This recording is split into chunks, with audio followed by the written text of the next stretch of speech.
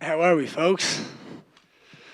You good? Ian, congratulations on a flawless performance in there. When 30-24, I know you predicted 8-minute knockout, but when you hear 30-24 against Neil Magny, it's got to feel pretty good. I fucking told you guys I'm so good. And I don't sit here like a dickhead saying it. I mean it. I know what I've trained with the best in the world. I know what I'm capable of. I know what I'm able to go in there and do to these people. My timing, my speed is just different, but it's my intelligence. It's my intelligence. Today I could have absolutely went there and got that finish, or I could have ended up getting fucking choked out because I was silly and I made a mistake. So what I did was I just took my time. I clinically just disposed of him in every single which way. Who's done that to Magny? Nobody. When was the last time you had a 30-27? 30-24, sorry, my fault. Khabib Barboza, maybe? A long time ago. Well, I just did it tonight. Well, obviously the leg kicks played a major factor in it. He could barely put any weight on it. So how early into the fight did you know that leg was compromised? I am with two. I put him on his ass twice in a row. The first two kicks of the fight. The first two shots exchanges, he went on his ass, and I was like, oh my goodness, this is going to be a long night for you. That guy's going home in a wheelchair, and I fucking said it.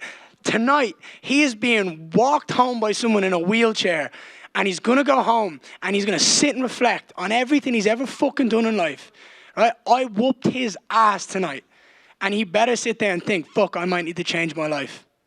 I have to ask, between rounds, you obviously gave him the finger. You had some words for him after. He said, get the fuck out of my face. I said, fuck you, bitch. Tell me what to do. What did you tell him after the fight, then? When I went to him at the very end, I said, hey, respect after battle.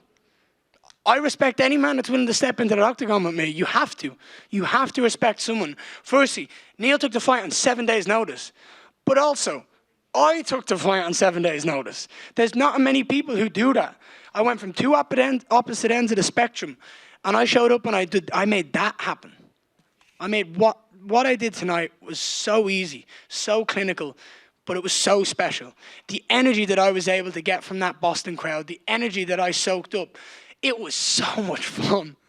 Well, to kind of go off of that, we saw the videos of the open workout you did yesterday. Like, not many people are holding open workouts in a pub 12 hours before their fight or so. So how would you describe this whole week for you in general? So look, I'm very blessed that the way I carry myself, the way that I train, the way that I prepare for fights, the way that I cut weight, the way that I do absolutely everything is elite of the elite. There is no one that does it better than me, and you can argue that all day, but the truth of the matter is I'm able to hold open workouts in front of thousands of fans in a pub in Boston. I was this close to pushing the boundaries. My wife was with me, and she said, if you step foot outside on that street and hit pads, you're going to get put in prison tonight because there's a riot law. I was like, fuck it, that'd be a great story. That'd be a great story if the boys are like, he has a fight tonight, we need to pull him out, we need to bail him out. I was like, that would be genius.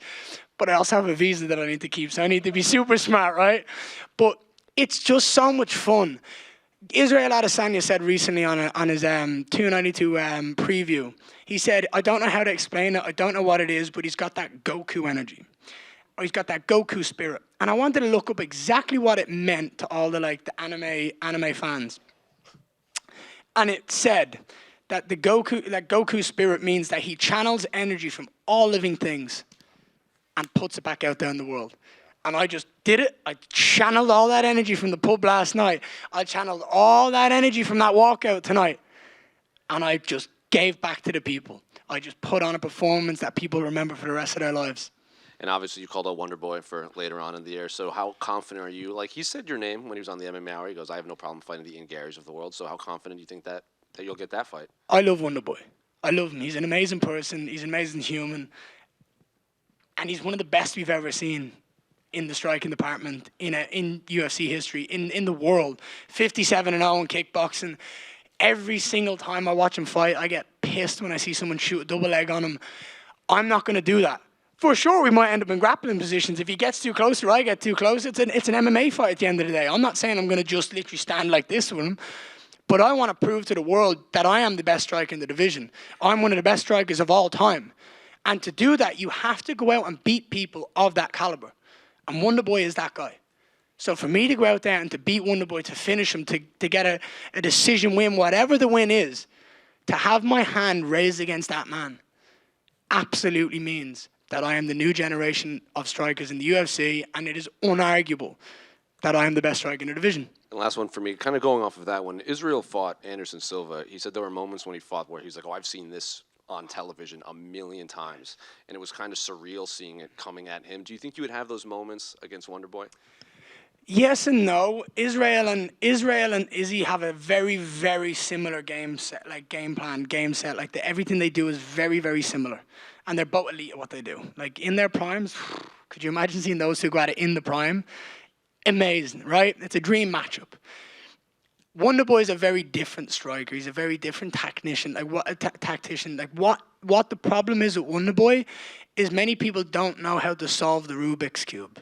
He's a challenge. He's difficult. I believe I have all the keys and all the skill to go out there and find that victory, and prove that like speed, patience, and intelligence is what can go out there and get that win. And I would love to compete against Wonderboy. It would be amazing. And I'd fucking train with him against Wonderboy, for Wonderboy. Because we're that type of guys. Like, I'd love to do it. So, yeah, he's a very taekwondo style, and I don't have that style. I'm very much like boxing and kickboxing. I mean, I only started kicking like 4 years ago, and I'm the best at it. So I'm looking forward to that challenge. Oh, I want 5 rounds. The fans deserve, again, giving back to the people. The fans deserve 5 rounds, and if he can last that long, it's better for the people. Ian, do you feel like the fight with Wonderboy would be like a title eliminator? You're somebody that's kind of been calling his shots, right? Like, so what would that fight mean, or would you still need one more for? No. I'm not going. No, 4 more. Okay. 4 more. I'm not rushing. I'm 25 years of age. I don't need to rush. I need to develop my skill set to be the best I possibly can be, because when I hold that belt, there's nobody taking that belt off me. I'm retiring as the champion. I'm retiring as one of the greatest of all time, and nobody's going to come close to me. Yeah. I want to beat Wonderboy. I want to have that title as the greatest striker in welterweight history. That's what I want, and I need to beat Wonderboy to do that. But then there's a lot of grapplers in the division. I'm going back to Brazil.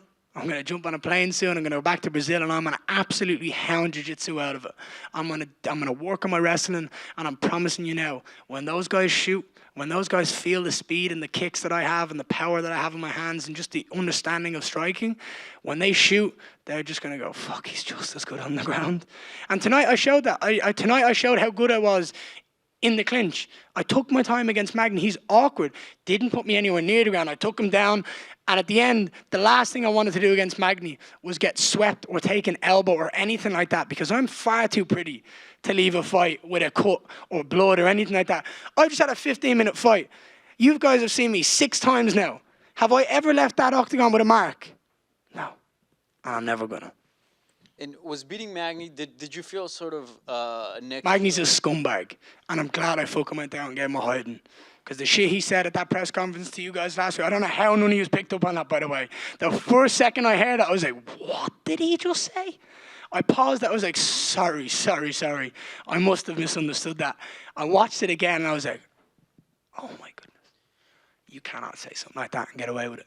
It seems that brought something out of you. So fucking right it did. It's justice. That you have some bad blood now going into a fight? Look, my baby sat over there in the corner over here, right? I know from my life, I was a pest as a kid. Look at me. I'm the exact type of person that's going to cause trouble. Do you know what I mean? I got a fucking whack at a wooden spoon. That doesn't mean I go and fucking do it to him. No, you break the cycle. And I see a lot of these comments being like, oh, this. If you want to be better and you want to change the world, don't do what you don't want to do to yourself. Break the fucking cycle. Be a better human. Be a better man. And let's change the fucking world. And don't ever, ever, ever touch a fucking kid. That's my attitude, and I don't think there's anyone in this room that's going to fucking disagree with me. And if you do, come talk to me. Lastly, for me, you said entering this event, you're the biggest star. But now that we saw the fight, we saw the reception, just wondering, at welterweight, 170 pounds, do you feel like you're the biggest star, the biggest name right now? If I'm not right now, I will be. If I'm not right now, when I smack Kobe Covington around in a couple of fights, I will be. If I'm not right now, when I beat Wonderboy, I will be. If I'm not right now, when I have that belt round around my waist, I definitely will be. Ian, here to your right. Sorry, pal. How are you? Long time no see. Good to see you. Yeah, here, look at this. Look at that. Very good. I'm wearing the blue for Dublin. Hey, look, bro, I told you. Baby blue for Dublin. My wife's got the dark blue. We've got the blue and navy. I'm representing the Dubs. The Dubs went out there and won the Sam. I've got two friends of mine. Congrats, Sean and Brian. Look, I'm a Dub at heart. I went out there today and I showed Boston, I showed the world that my roots are so deeply fucking rooted in Irish history and Irish culture that I put a suit on to make sure that everybody knew that I'm still representing the Dubs. Unbelievable. And the performance was incredible. You call out Stephen. I mean, I'd imagine you want that pretty soon. Is there a chance, though, like if they said we could get you in Dublin at the start of next year, would you hold off and wait until then? Because it seems like that's kind of the direction you've wanted to go your whole time in the UFC. No, I'm not holding off. No way. My foot's firmly down on that fucking pedal and I'm not stopping anytime soon. I believe that I can beat Wonder Boy in December, whenever they want to do it, wherever they believe is best, because at the end of the day, it's not my job to say where they do that. That's what they're here for. They said they've got the Irish guy blueprint. Right, let's see it. But they absolutely have to bring me back to Dublin and Ireland. I've said it for years. I'm the guy that's going to bring them back. I'm going to relight that fucking flame in Ireland, in Irish MMA. I'm going to bring back that chaotic energy that we have. I'm going to have fans traveling the fucking world, jumping on cars, setting fucking fires, drinking the world away. I'm going to cause... Look, the Irish fans are the best in the world, and we need to relight that flame, and I'm the guy to do it. You mentioned wanting 3 or 4 fights. I mean, obviously, it sounds like Wonder Boy and Colby are 2 of those. Who are the other guys on the list before you head up to fighting for the title? Who would you want to see? It's a good question. Shavkat? I've trained with Shavkat. I'm telling you now, me and Shavkat will be a hell of a show if that happens one day. I know who you won't fight is Gilbert. Gilbert's my boy. I was actually going to call him out for the crack tonight. I was going to be like, I want to fight Gilbert Burns next. Fuck you. No, I was going to do it. I thought it'd be so funny. But I was like, no, I need to stick to business. I need to shoot my shot and get it. Is it too late, by the way, this is the last question for me. Is it too late now for your mom to call you, or have you spoken to your family back at home? Oh, my phone's in airplane mode and it's not getting taken off airplane mode for about 4 weeks. I'm going to change my number tomorrow. I'm going to send a couple of people a text and I'll be like, hey, this is me. Don't give my number to anybody. Yeah, I like to keep myself very private to everybody. I have a very, very close circle. I keep it tight because it matters to me. Ian, right here. How are you, sir? Good, how are you? How do you think I feel? I feel fucking amazing. Yeah. Top 10 in the world, baby. Yeah. You said you don't have a mark on you. How quick of a turnaround do you want? I think they'd want me to do MSG. And the truth is that it makes sense, but tax. It's a lot of tax. And fuck that. Let's avoid that if we can. Avoid it like the plague. Vegas is way better.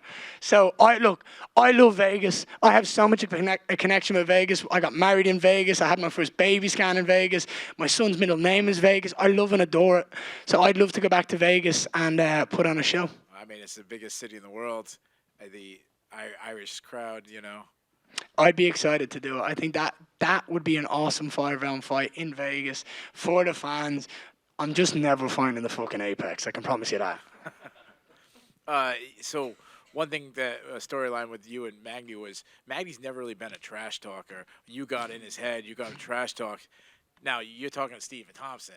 I mean, that's like the good Christian guy. Doesn't say a bad word about anything. I mean, would you trash talk Stephen Thompson? I could try. I have so much respect for Stephen. This is the thing. You can try. But I believe there's levels to it, right? I fucking made Jeff Neal pull out by selling his mugshot, right? I beat him. He's done. Like, I have won 2 fights in one fight camp here. And then Magny gave me gold. It's like someone handing you a gold bang on here. Yeah, don't drop it. It's like, obviously not. I'm going to use this. You can't sit there and say something so fucking stupid on air, on live TV, and not get absolutely slated for it. Like, and that was my goal. Like, I didn't want him to have one word spoken at that press conference because he didn't deserve it. And also, did you see the emotion? Go back and watch the press conference when Dana was like, right, we're going to wrap it up. And you look at Magny and he's fucking livid. You could see it in his body and his soul that he was pissed. I got in that man's head. I pissed him off. I made him stressed. I made him angry. And don't think for a second that when he went home at night that he was livid. When he weighed in, and I seen him there, that he was livid. And every time I looked at him and smiled, that he was like, oh, I want to break that kid's face. Well, what happened? He got his fucking ass handed to him. Justice is amazing. And you mentioned, you said you want 4 fights so you can continue to build your skills. Oh, what's one area you say that this is the area that I need to build to be the best pound-for-pound fighter in the world? I think the best thing for me, is jiu-jitsu. I think to have world-class jiu-jitsu means that I can strike with anybody on the planet, beat anybody on the planet, and do it flawlessly. Right? And if anything goes sideways, whether he takes me down, whether I get dropped, whatever happens in life, the minute my butt touches that cage or the minute my butt touches that mat, we're grappling. Wrestling's done.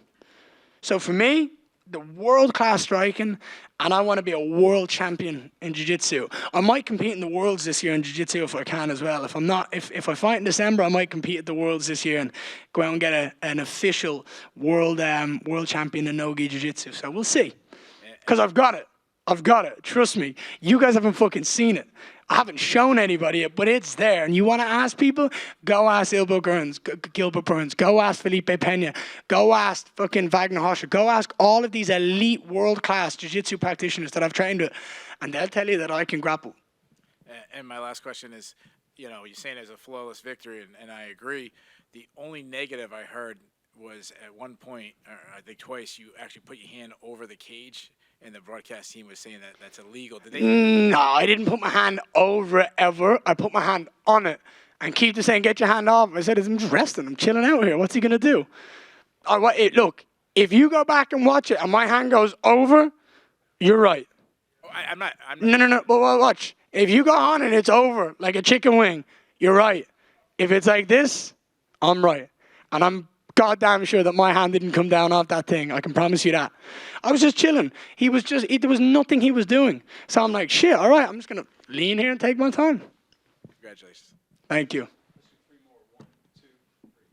It's bash it out. If difficult fights are learning experiences, and, like you said, not a lot of 30-24s pop up, what can you learn from a fight like this? That I am absolutely sensational at what I do. That's the truth. I can learn that when I talk the talk and I walk the walk, that I am fucking honest to myself. And the truth is, I took that fight in 7 days' notice, and look how good I looked against a guy that I had fuck all time to prepare for. I'm elite. Ian, back right over here. How are you, sir? Good, you, sir. I'm fucking amazing. So you had mentioned earlier in the week that a lot of people over in Europe are going to be staying up really late to watch you fight tonight. What's your message to all those people back home who are maybe on their third cup of coffee trying to enjoy it? I hope it was worth the wait. I hope we put on a show that you'll always remember. I remember being that guy that was sat at home at 5 o'clock in the morning watching Gilbert Burns and Kamaru Usman with my friends on the couch, having pizza, fucking drinking coffee, drinking Monster, drinking everything we possibly could to keep our body up. I'll never forget those moments. So I hope that kids that are in that position, I hope they just enjoy it as much as I did when I was in that position, because it's memories you make for a lifetime. I remember all of Conor's fights. I remember everywhere I was. I remember who I was with. I remember what I was doing, because it's emotionally invested. So I hope people are emotionally invested. I hope they feel the energy, and I hope they go out and have a fucking great night. All right, thank you, Ian. Thank you so much. Right, thank you so much. Onwards and upwards from here, if that's possible. Thank you so much.